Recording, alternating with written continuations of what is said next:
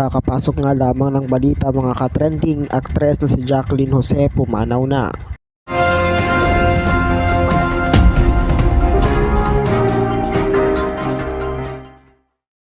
Viral ngayon sa social media ang pagpanaw ng aktres na si Jacqueline Jose sa edad na 56 years old. Kumakalat nga sa lahat ng mga social media platforms ngayon ang pagpanaw ng aktres na si Jacqueline Jose. Hindi nga isinapubliko ang pagpanaw ni Jacqueline Jose sapagkat ito daw ay private.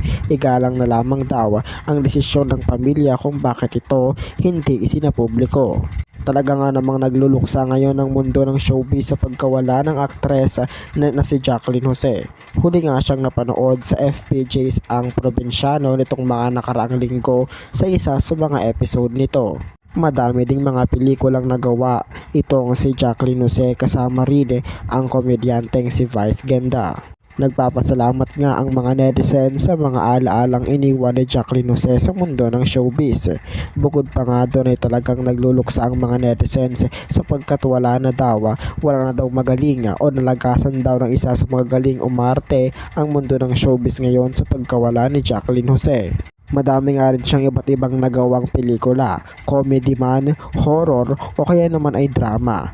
Talaga nga namang isa din si Jacqueline Jose sa mga labis na tinitingala at hinahanga ang artista. Kayo mga ka-trending, anong masabi nyo sa biglang pagpanaw ni Jacqueline Jose? Maraming salamat sa inyong panonood.